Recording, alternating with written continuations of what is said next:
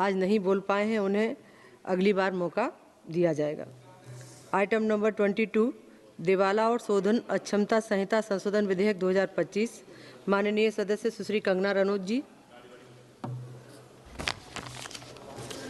माननीय अध्यक्ष महोदया, मैं insolvency and bankruptcy code amendment bill 2026 का पूर्ण समर्थन करती हूं। मैं इस ऐतिहासिक और दूरदर्शी बिल के लिए हमारे प्रधानमंत्री श्री नरेंद्र मोदी जी और वित्त मंत्री श्रीमती सीतारमण जी का बहुत बहुत आभार व्यक्त करती हूं। एक वक्त था जब कांग्रेस के प्रधानमंत्री जो हैं बड़े बड़े उद्योगपतियों के जो लोन हैं वो फोन पर कराया करते थे, और इस बात में कोई भी संशय नहीं है कि जैसे नेता होते हैं वैसी ही जनता होती है, जैसे राजा होते हैं वैसी ही प्रजा होती है। और इसका सबसे बड़ा प्रमाण महोदय जी हमें 2016 में मिला, जब आईबीसी पहली बार आया और हम सब ने देखा कि एनसीएलटी में जो 87% जो केसेस थे उनके जो सेटलमेंट वर्थ 13.9 लाख करोड़ के थे, आईबीसी आते ही वो सेटलमेंट बिना कोर्ट जाने से पहले ही प्री एडमिशन स्टेट पर ही वो सेटल हो गए। कहीं ना कहीं इसे आईबीसी का डर कह लीजिए या एक नेता की नीयत और नीति पे जनता का विश्वास कह लीजिए, चाहे कोई कितना भी, मैं कहती हूं अगर ये विलफुल डिफॉल्टर भी थे, लेकिन जब हम देखते हैं कि हमारे शीर्ष नेतृत्व जो है वो इतने कर्मठ है, कर्मयोगी है, तो एक विलफुल डिफॉल्टर भी देश के प्रति अपना कर्तव्य निभाना चाहता है। इसका प्रमाण हमने 2016 में देखा जब ये बिल आया था।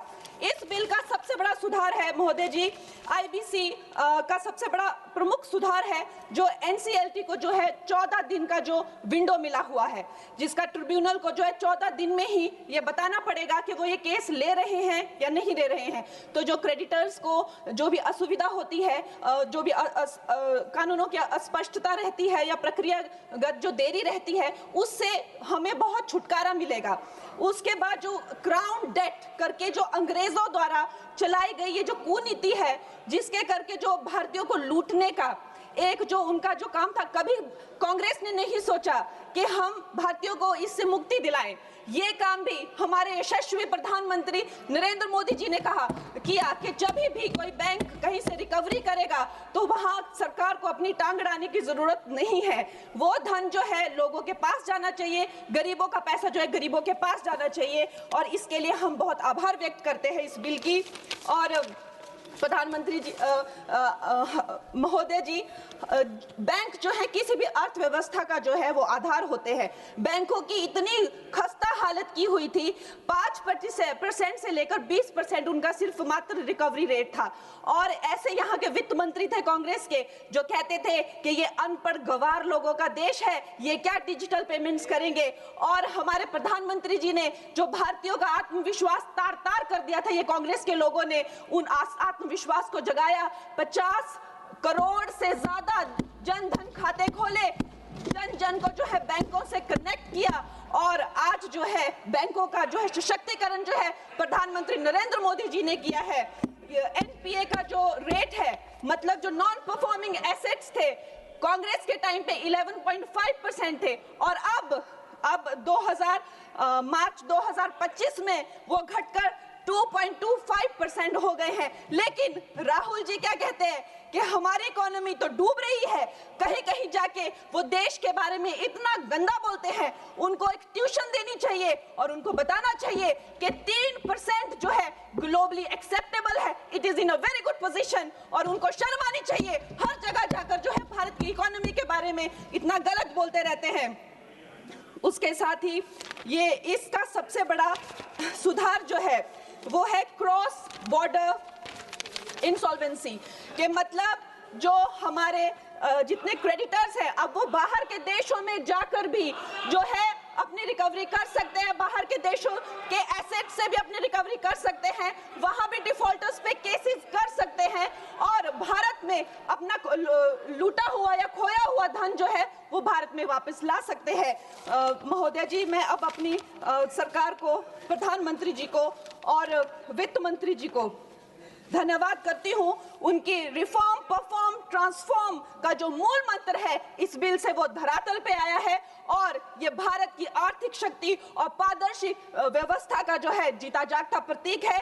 मैं इन्हीं शब्दों के साथ में एक बार फिर माननीय प्रधानमंत्री जी और वित्त मंत्री जी को धन्यवाद देती हूं और पूर्ण रूप से इस विधेयक का जो है वो आभार और समर्थन करती हूं। धन्यवाद। माननीय सदस्य श्री जगदम्बिका पाल जी।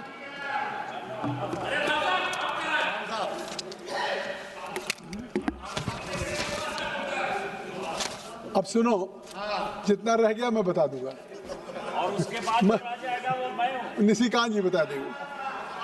मैं अधिष्ठाता महोदय मैं अत्यंत आभारी हूं कि आज एक ऐसे महत्वपूर्ण बिल पे उसके समर्थन पे मुझे बोलने का अवसर दिया है कि आज अगर भारत में जिस अभी कंगना जी जो कह रही थी, मैं तथ्यों के साथ बात करूंगा कि 2014 में ये तो दुनिया की एक वास्तविकता है कि भारत पूरे दुनिया की 11th लार्जेस्ट इकोनॉमी थी, 11वें आर्थिक पायदान पे खड़ी थी।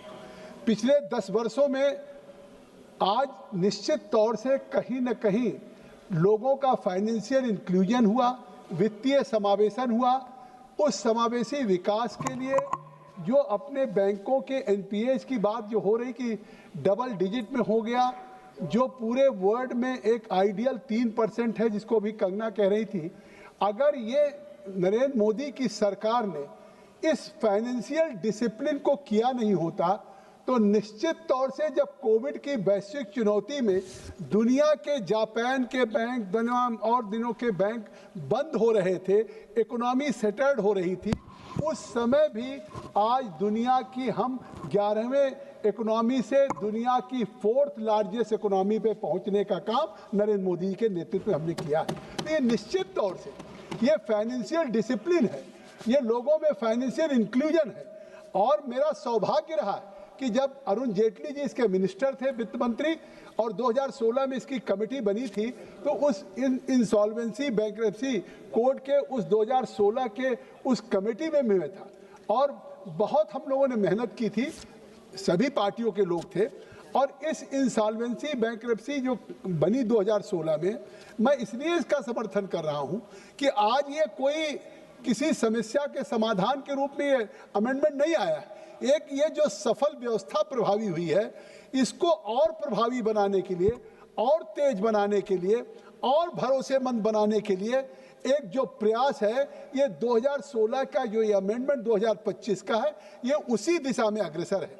इसलिए इसको ये देखना चाहिए कि ये समझना चाहिए कि ये जो बदलाव हो रहा है किस अनुभव से, किस एक्सपीरियंस से निकला है। अब अगर आप एनपीएस की बात करते हैं, जब 2014 में, ये 2016 में एक्ट आया, 2014 में जो भारत की बैंकिंग व्यवस्था थी ऐसे मोड़ पे खड़ी थी कि उस समय लोगों को बैंक से ऋण नहीं मिल रहा था और पब्लिक सेक्टर के बैंक्स का जो एनपीए था वो 2.16 लाख, 2.16 लाख करोड़ एनपीए बैंक का हो चुका था। बैंक की स्थिति ये थी कि आज बैंक उस समय ऋण देने की स्थिति में नहीं थे, बैंक निश्चित तौर से दिवालिया के कगार पे पड़ रहे थे और वो 2.16 से बढ़ करके आते आते 8.45 लाख करोड़ हो गया। और जिसकी स्थिति हुई कि जिसको हम कहते हैं कि ग्रॉस एनपीए रेशियो, वो 4 से 5% से बढ़ के 15% हो गया। अगर उसमें रिस्ट्रक्चर लोन को भी जोड़ दें तो जो स्ट्रेस एसेट था वो 15 से 16% हो गया। इसका सीधा अर्थ था कि बैंकों की केवल बैलेंस शीट नहीं कमजोर हो रही थी, केवल बैंक नहीं कमजोर हो रहे थे, न वो नए उद्योग को लोन दे पा रहे थे, जो यहाँ पे इन्वेस्टमेंट हो रहा था, वर्किंग कैपिटल बैंक देने की स्थिति में नहीं था, कोई इंटरप्रेन्योर्स लोन ले रहा था